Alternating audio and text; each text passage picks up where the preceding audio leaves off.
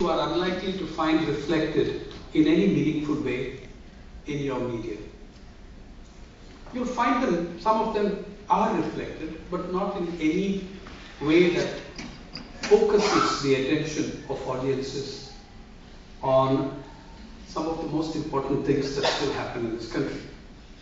Say, what could happen in 3 hours, or what always happens on average in 3 hours in India?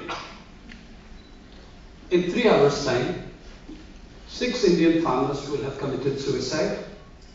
Somewhere between 35 and 50 will have attempted suicide. 274 farmers will have quit agriculture for good. They're quitting at the rate of 2,200 a day.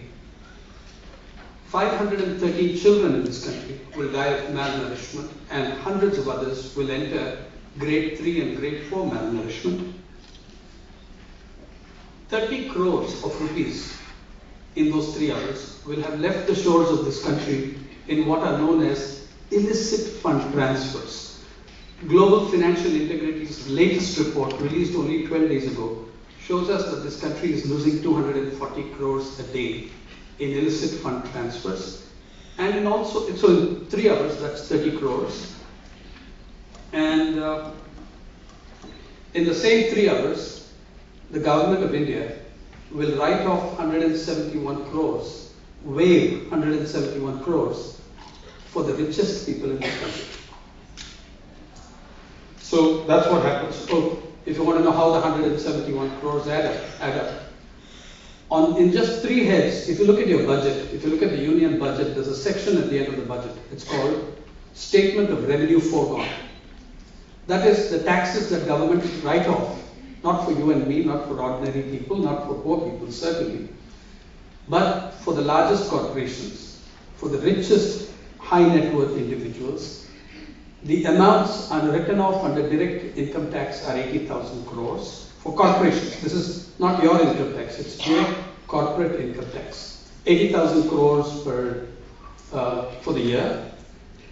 And customs write-offs and duty write-offs and excise write-offs come to another 179,000 crores and 249,000 crores, which is about 5 lakh crores, which, by the way, is, it's 5 lakh crores.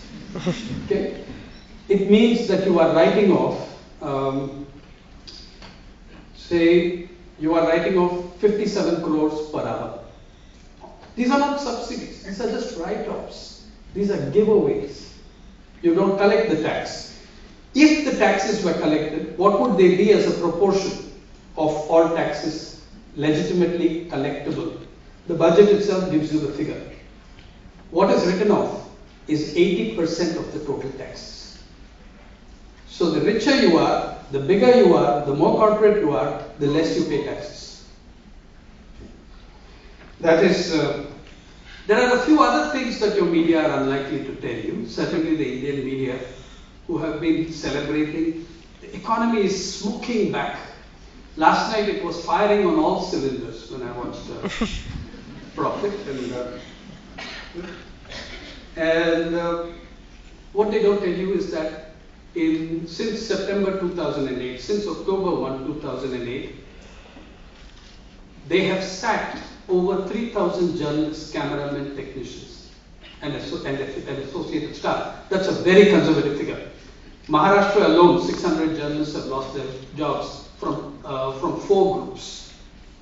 One group took out 249 journalists with one stroke of a pen just before the assembly elections last year in the state. Interestingly, the journalists were being removed on grounds of economic crisis, meltdown, problems, cost cutting. The front pages of the newspapers that were sacking them were having headlines on how well the economy was doing and how India escaped the meltdown. The two largest newspapers in this country issued a fatwa to their journalists. You will not use the word recession. Recession is what happens in the United States. In India, it's a slowdown. We were driving at 90, now we're driving at 85. Actually, there were reasons why some of them did have a crisis. We'll get into that. It's called private treaties. They did have a crisis because of that. But one of the arguments, one of the things that I want to tell you about is that the dominant media in this country, as in most parts of the world, the dominant media have what I call a structural compulsion to lie. They have to. For instance, they're too heavily invested in the market to ever tell you the truth about it. They've got so much money invested in the market that whatever happens, they've got to keep that Sensex up. If it tanks, they lose millions, they lose billions. So they just have to keep it up. So it has to fire on all cylinders and even on cylinders that don't exist. But let me put before you a dilemma that I've been dreading for the last few days in coming to this lecture. I always love coming to societies, and all my students know that. But when this topic was decided on, it was decided on between January and May some 3 months ago. But I'm willing to bet that a lot of people sitting here did think that it has plenty to do with the Neera Radia case, right? Yeah? So I guess there's no escape but to say something about that as well. Though it is not the major subject and it is not the issue of paid news. Paid news is not about individual journalistic misconduct or unethical behavior. Paid news is an industry. And it is an industry run by industry. It is the biggest industry within the media industry, and it's run by the owners of media. A few terminological exactitudes so that we know what we are talking about in the course of this discussion. One, whenever I use the word media, unless I specify otherwise, I am referring to the dominant sections of the media. There are various different streams in media. I'm referring to the dominant sections. The sections that account for the largest circulations, the largest audiences, the largest revenues, the largest markets. When I'm speaking of dominant media, I mean dominant media. That's one. Second, I make a clear distinction between media and journalists. These are very, very, very different things. Media is a business. Journalism is not a business. These are very different things.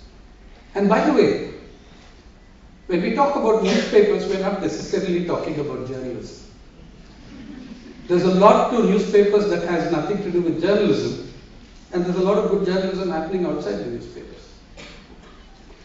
But I know that I better get into the Radia tapes because so many people think that this is what the topic was about.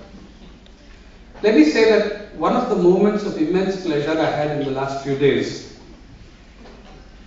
was watching Mr. Ratan Tata warn the Indian public against the growth of crony capitalism in India.